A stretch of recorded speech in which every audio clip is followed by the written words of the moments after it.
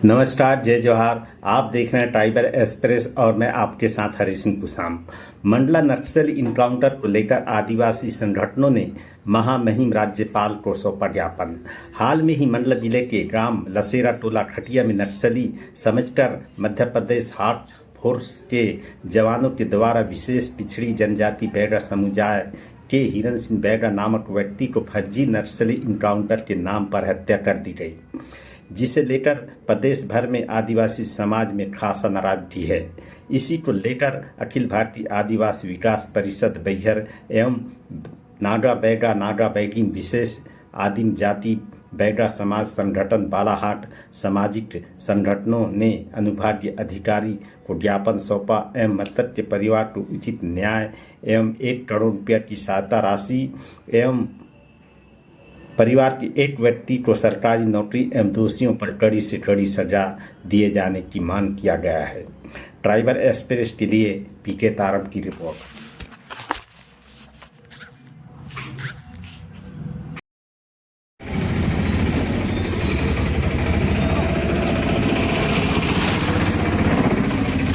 संवाददाता पीके ताराम और आप देख रहे हैं देश का number 1 YouTube news channel Tiger Express News. हाल ही में खटिया गेट जिला मंडला में हिरन परते बैगा की हार्ट फोर्स के जवानों के द्वारा गोली मारकर हत्या की गई, जिसे फर्जी करार बताया जा रहा है। इसी संबंध में अखिल भारतीय आदिवासी परिषद बैहर और बैगा समाज संगठन के द्वारा आज एडीएम को राज्यपाल के नाम ज्ञापन सौंपा जा रहा है।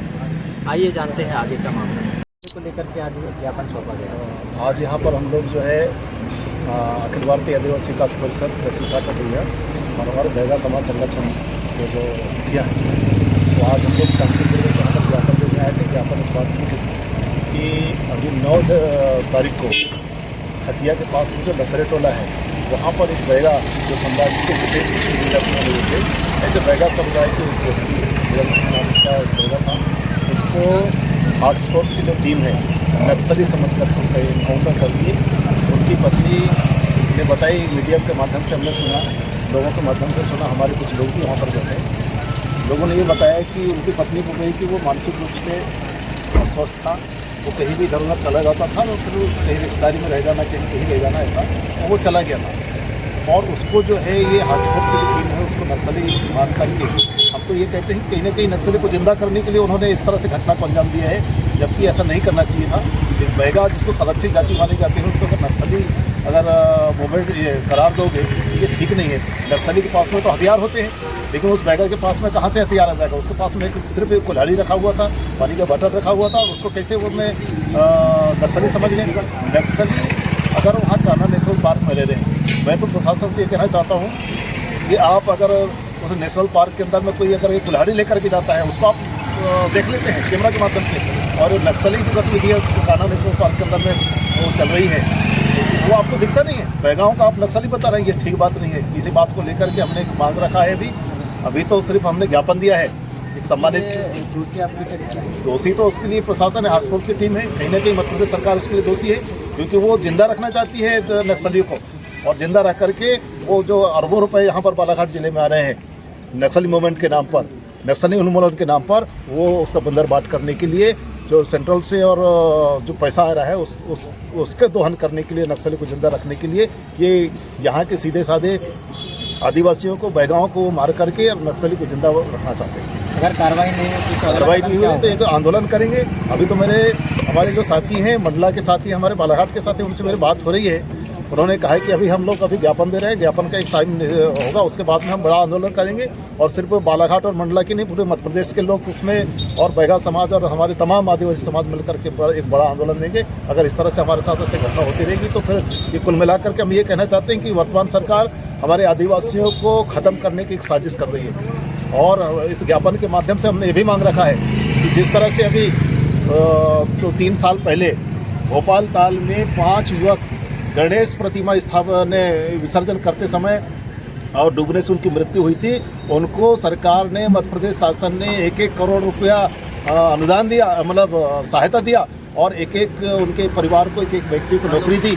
अब एक संरक्षित समुदाय का व्यक्ति अगर उसका इनकाउंटर होता है, उसकी हत्या होती है और वो भी गवर्नमेंट के लोगों के द्वारा अगर हत्या होती है तो उसको भी 1 करोड़ रुपया मुआवजा और एक सदस्य को नौकरी मिलना चाहिए, हमने मांग रखा है। और जो हाउस फोर्स की जो टीम जिसके यहाँ ने गन से उसकी जाने गई है तो उनको फांसी की सजा होना चाहिए। हम ज्ञापन के माध्यम से हमने महामहिम राज्यपाल महोदय, मुख्यमंत्री महोदय और जनजाति आयोग को हमने मांग किया। आपका पूरा मैं मनसाराम मड़ावी, एक सामाजिक कार्यकर्ता हूँ, अखिल भारतीय आदिवासी विकास परिषद का तहसील शाखा का अध्यक्ष हूँ। और मेरे ये डेट फर्जी इनकाउंटर मामले में आपको क्या कहना है?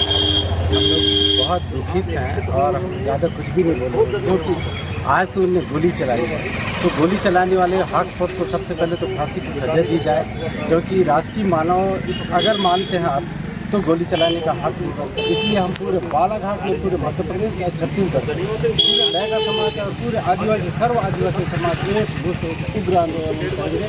सबसे पहले तो उसको फांसी की सजा होना चाहिए, उसके बाद ही हम आगे के उग्र आंदोलन करेंगे। ज्ञापन में हमने सारी चीज़ें विधिवत एक सम्मान के साथ और ज्ञापन दिए हैं। हम लोग किसी भी प्रकार की लड़ाई झगड़ा नहीं किए हैं, लेकिन सबसे पहले गोली चलाने वाले को हमको हक को पहले फांसी की सजा होनी चाहिए।